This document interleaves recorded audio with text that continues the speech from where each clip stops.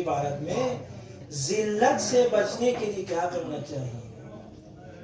یوں کہوں ذلت نفس کے علامات کیا ہیں؟ سب اشارہ کروں گا پھر اس وقت یہ تین علامات کی طرف اور زحمت تمام ایک دو علامات کی طرف۔ پہلی علامات روایت کے روح سے ظلم ہے، ظلم کرنا، لوگوں کو اذیت و آزار دینا، یہ ذلت نفس کی علامت ہے۔ جس طرح عفو کرنا، لوگوں کی خطاؤں کو، غلطیوں کو معاف کرنا عزت نفس کی علامت ہے۔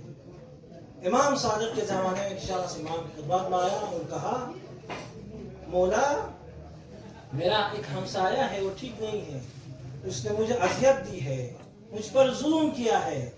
تو مولا نے فرمایا صبر کرنا، اسے معاف کرنا۔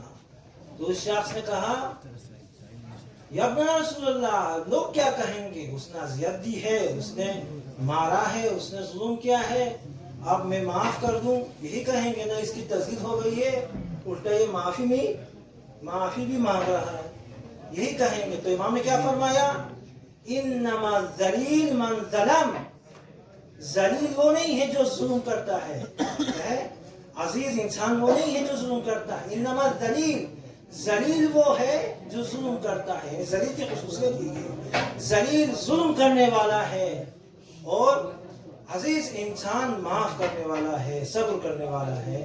صلوات پڑھے محمد والے محمد۔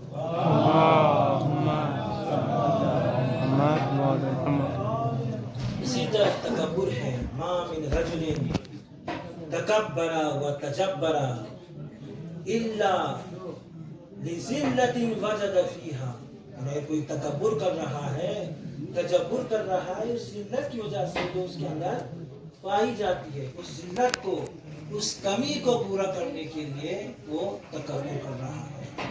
تو جھوٹ بولنا، ظلم کرنا، آزار و اذیت دینا، لوگوں پر الزام لگانا، تہمت لگانا، یہ تمام چیزیں ذلت نفس کی علامت ہے اور ان چیزوں سے اپنے آپ کو بچانے کی ضرورت ہے۔ بارگاہ الہی میں دعا گو ہیں پروردگارا بحق محمد و آل محمد، پروردگارا حیات سید الشہداء کے مسئولین جو خدمت گزار ہیں، ان خدمت گزاروں کی پروردگارا توفیقات خیر میں اضافہ فرما۔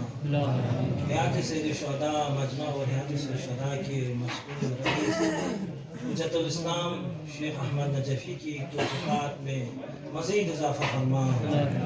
ان کے دلسوز مسئولین، حیات کی دلسوز مسئولین جو اول رمضان سے زحمت کر رہے ہیں، خدمات انجام دے رہے ہیں، پروردگار ان کی خدمات کو بنحو احسن اپنی بارگاہ میں قبول و منظور فرما۔